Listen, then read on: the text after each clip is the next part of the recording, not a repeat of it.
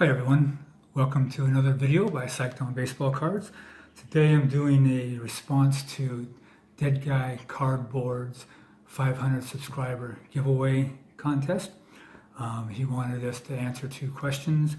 The first one was how did we get started again collecting cards? And the second question was show the evolution of our card collecting. So for me, I started collecting I think it was around 2010. My wife suggested that I take up a hobby, and I think I mentioned this before in another video. And she said, why don't you collect baseball cards, since you love baseball so much? And I said, that's a pretty good idea. So I just started collecting. I just started going on eBay, buying a whole bunch of different cards of players that I knew about. Because I had been collecting since I think 1960 was when I stopped, and I didn't start again until 2010. So that's a long time. And a lot of those years, I mean, I followed baseball, but I didn't collect any cards. So what I started buying again was cards similar to this, just buying raw cards off of eBay, and just players that I knew of, or just cards that I liked the looks of them.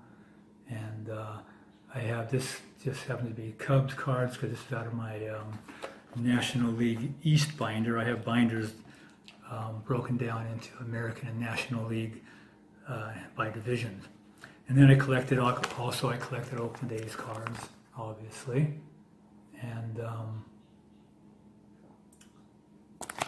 I also have collected the entire team sets from 1968 through the present. That takes up many binders, as you can imagine. And so that was that. And then after a while, I started looking at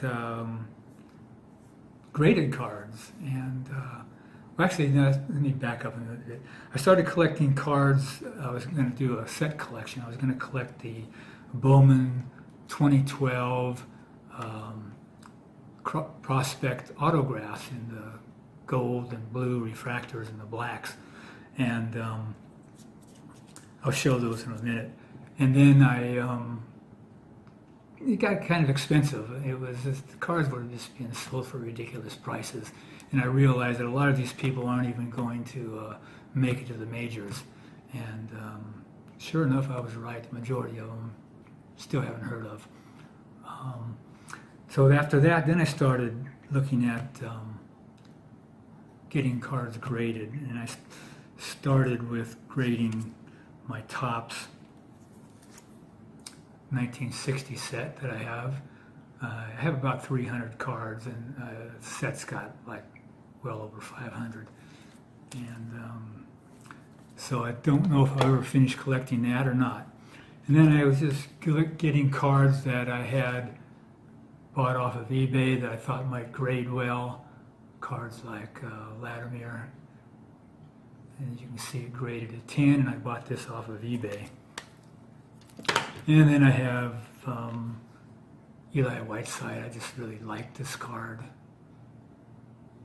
and got a 10 on that too. And so all these cards were cards I just bought raw off of eBay. There's Napoli,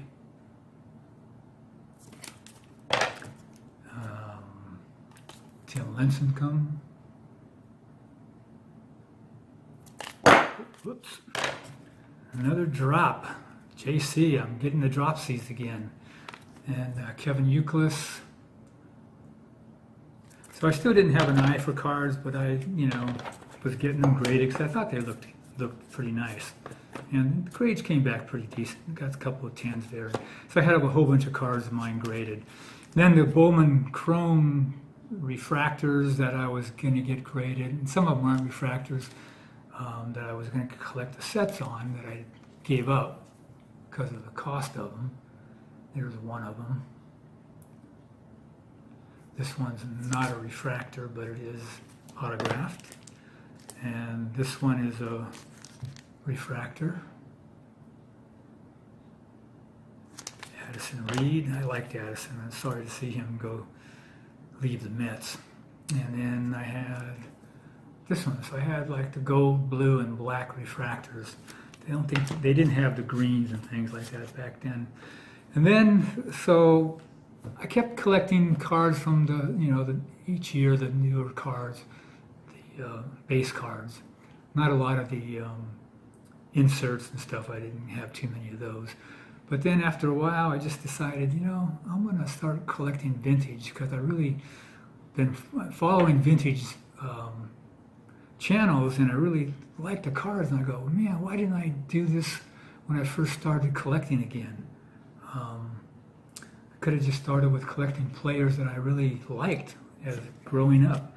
So I just started collecting vintage, and that's where I'm at now. Still collect. It's going to be slow. I'm not going to collect any sets, I don't think, because I don't think I'd ever get them all completed. Has to do with age and money, now that I'm retired. But I'll pick cards that I like and can afford. Don't have to get the really high grades. And so anyway, that's it. That's how I came about having quite an eclectic collection. I've got tons of binders full of cards, and I'm working on the top set registry for PSA 1960 Hall of Fame and 1980 Hall of Fame. 60, I have one more card to collect, and the 80s, I have probably 15, I think, more to go. And that's it. So I hope you enjoyed the video, and again, congratulations on the 500 subs. And if you haven't seen his channel, check him out. And he's got some great content. So everybody take care. Till next time. Peace.